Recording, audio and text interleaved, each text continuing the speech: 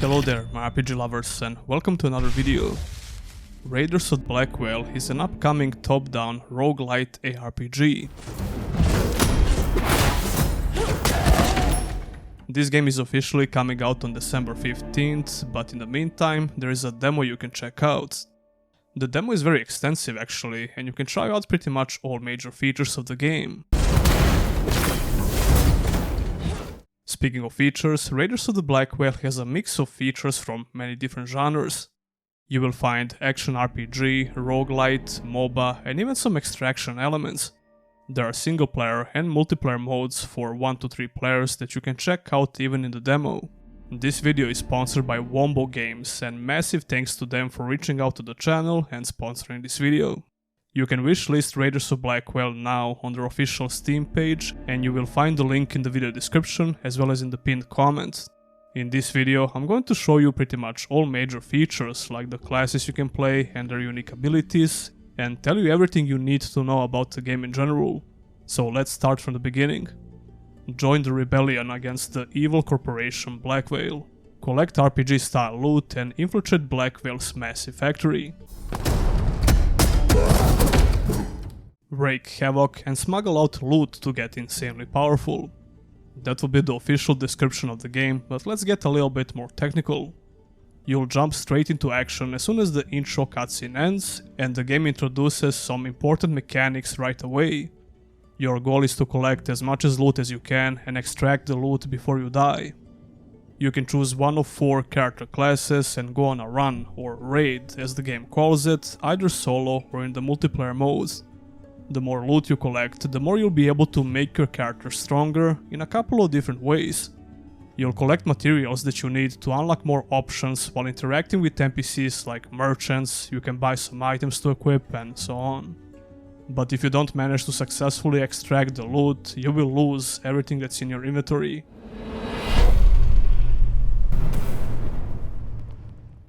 Well, almost everything. You'll have a few item slots where you can save items even upon death. You can stumble upon a certain NPC in the middle of your run who can help you extract items before you even finish the run. The last extraction element you should know about is how the health works. You'll be able to heal with most classes by using spells and items, but there is an injury system. Injuries are basically limiting your health bar and you can't heal above the limits. It will take some time to accumulate the injury bar, and it depends on how much damage you're taking. Those will be all the extraction mechanics that you need to pay attention to. Raiders of the Blackveil has a pretty cool hub area that's basically a flying ship.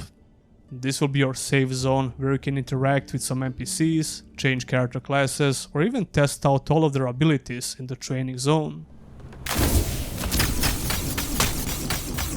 This is the easiest way to see which class you like the most before you start another raid. I suggest testing out all of their abilities and learn how they work before you go on a raid.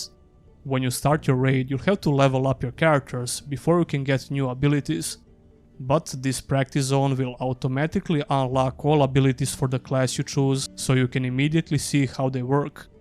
Leveling up your class is pretty straightforward. You'll get some points to invest in your desired ability.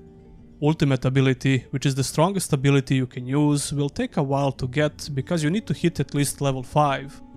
All other abilities can be acquired before that, and you can also increase the level of these abilities by simply dumping more leveling up points into them. I played the game with a controller, and I would suggest you to do the same, although mouse and keyboard work just fine. If you decide to use mouse and keyboard, you will control your character with WASD, which is way more convenient than point and click if you ask me. But I like to lay back and use a controller, which works great in Raiders of Blackveil.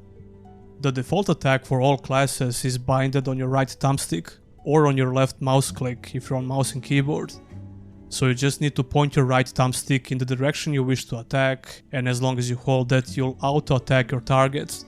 It feels like you're playing a twin-stick shooter basically, and it's very convenient. The default attack will be different for all classes. Speaking of default attack, you should not forget that you can also increase the power of this ability by investing more points into it. I would recommend focusing on leveling up your default attack in the beginning because you'll use it a lot, regardless of your class. Now would be a good time to talk about all classes and their unique abilities. Classes in this game are called rebels, and there are 4 of them in total. There are 2 DPS classes, 1 support and 1 tank. The tank class has the most health points in the beginning of the raids. I mean, that shouldn't be that surprising considering he's a tank character, but you should keep this in mind. A lot of these character stats will start changing soon after you start playing the game, because you'll get to loot new items that you can equip on your characters. Now let me show you all abilities from the tank class. His default attack has 4 hit combo, which means that every 4th hit will deal more damage. It will also cause a small pushback to enemies. Whirlwind ability is pretty self-explanatory, but make sure to hold it instead of just pressing the button. That's because you'll just waste the cooldown of the spell if you just press it instead of holding it. Rocket Stampede ability will charge forward, deal damage and pick up all enemies with you. Pretty self-explanatory, however, you should know that you will stun all targets if you hit a wall, and that's going to be very useful if you pull it off. Shield Block ability will absorb all incoming damage, and after a few seconds it will unleash a shockwave that damages enemies in front of you. Very important ability for surviving tough situations.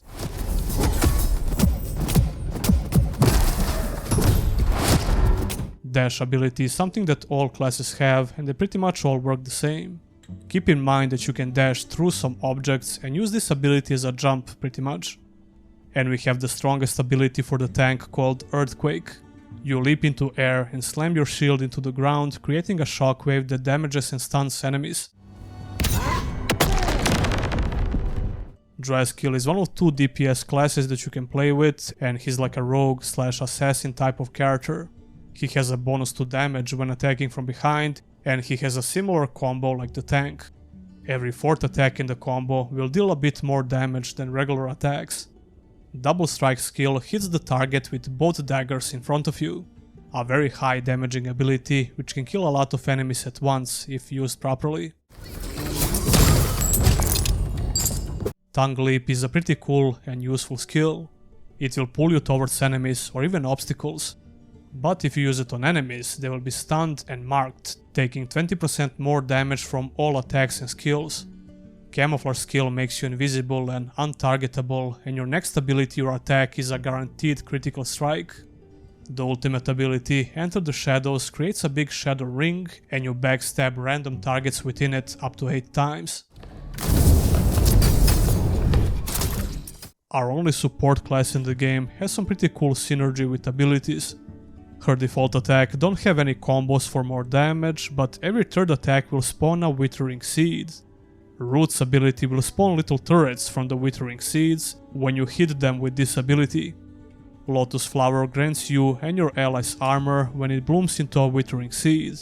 Fertile Soul ability will also awaken Withering Seeds and heal nearby allies.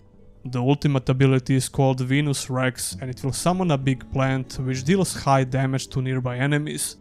I usually don't care that much for support classes, but this one is pretty damn fun to play, even in solo modes. Last but not least, we have another DPS class, which actually ended up being my main character. It's a ranged DPS class with some very cool fire abilities. Every 3rd attack in the combo deals a little bit more damage, and it burns the enemy. You will gain a stack of ferocity for each critical hit, and when fully charged, Sunstrike cooldown is reset and deals more damage. Sunstrike is an attack that you can aim, which marks an area. After a short delay, it explodes and it applies 1 burn. Heating Up ability also marks an area on the ground, burns enemies, and it increases critical chance for all allies inside. The ultimate ability called Devastation makes you leap to an area in a fiery explosion. You then enter a fiery state for 6 seconds, and while active, killing an enemy refreshes the ultimates. Yeah, this is a pretty aggressive class with some skill-based moves, so that's why I like it the most.